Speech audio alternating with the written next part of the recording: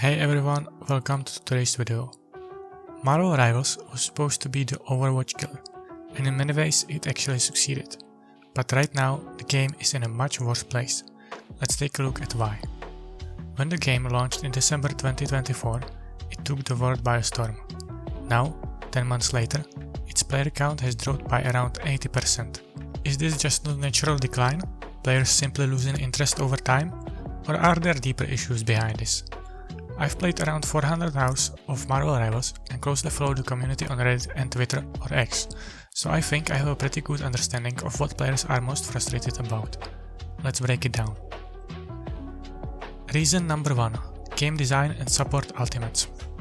One of the biggest differences that sets Marvel Rivals apart from its main competitor Overwatch is its pace. The time to kill is much shorter. Compared to Overwatch, it's extremely common to get deleted from the map in half a second by an enemy DPS like Black Panther. To balance that out, the devs made healers very strong. They can heal teammates from 0 to 100 in no time, even if it's a high HP tank like Groot. But in chaotic teamfights, it's impossible to heal multiple teammates at once. That's why all meta supports, Luna, Cloak and Dagger, Loki, who copies these ultimates, have some kind of healing field ultimate that heals allies around them for about 250 HP per second. Anyone standing in this ultimate is basically invincible, except for a few exceptions like Magneto ult. These ultimates are so powerful that picking supports without a healing field, like Jeff, is considered throwing. At higher ranks, every match support lineup usually consists of Luna, Loki or Cloak and Dagger unless they're banned. But with so many strong heroes like Wolverine around, they often aren't. In other words, the game has become ultimate versus ultimate. Whoever pops the immortality field first usually wins. This creates a lot of frustration among players who question the game design and are calling for change. Another issue is that every new support added in the future will need to have some version of this immortal field ultimate, otherwise they'll never be considered viable. And in Season 4, things got even worse. The triple support meta appeared. The most effective team comp now includes 3 supports, which means 1 extra immortality field. So it's no surprise that Season 4 currently has the lowest player base yet. Reason number 2. The DPS problem. The issue? Your team is almost always overloaded with DPS. There aren't enough tanks and supports, and most of them aren't even viable. So instead of strategy, matches often descend into chaos. When the game launched, there were 8 tanks, 7 supports and 18 DPS, already more DPS than both other roles combined. Since then, the imbalance has only gotten worse. 2 new tanks, 2 new supports and 4 new DPS have been added. That makes 11 tanks, 10 supports and 22 DPS total. As I mentioned earlier, only a few supports are truly viable. The ones with the immortal field ultimates. Many supports are therefore boring to play or just flat out useless at higher levels, pushing support mains away from the game. It's a similar story with tanks. Not all of them are playable in every situation.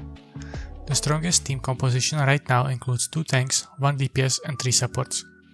But because of the overabundance of DPS players, you often end up with only 1 tank and 2 DPS. In that case, the tank must be a shield type hero like Magneto, Strange or Groot, otherwise the team has almost no chance to survive.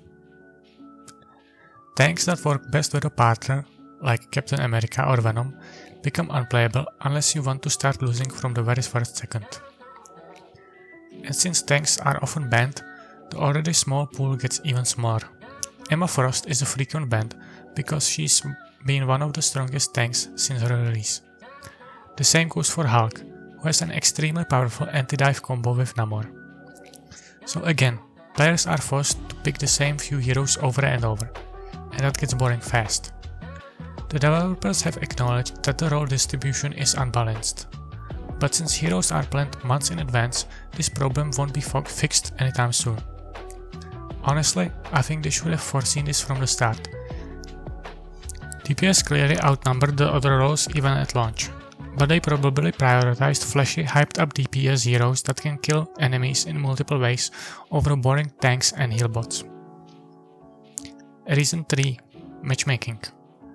And now we've come to what I think is the biggest reason players are quitting. Matchmaking.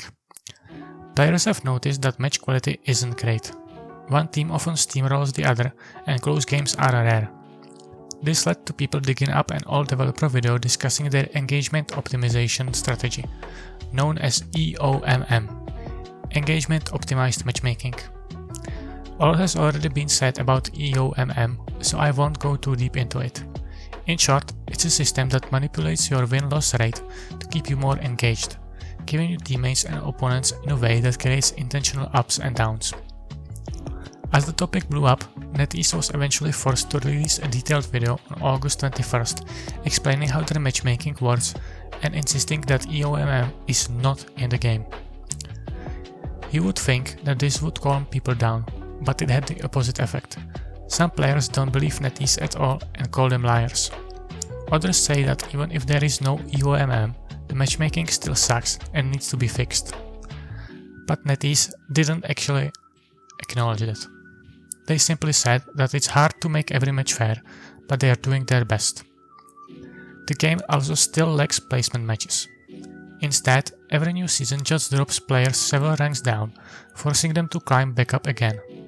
This causes massive frustration.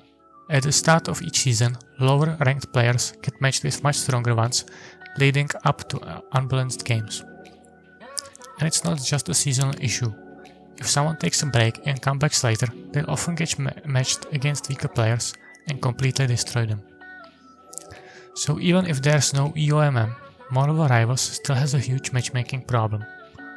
Personally, I think it's one of the worst matchmaking systems I've ever seen, and I've never seen a community complain about matchmaking this much in any other game. I'm personally getting burnt out by it too.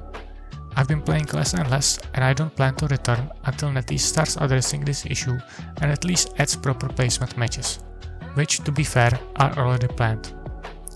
Otherwise, I think the player count will keep dropping. It's already down by 80%, and there is no sign of it slowing anytime soon. So that's it for today's video. Please leave a like and subscribe if you enjoyed it. Drop a comment and tell me your opinion about this topic or the game in general. On this channel, I'll be posting videos about games, TV shows and movies, so make sure to follow if that's your thing. See you next time. Bye.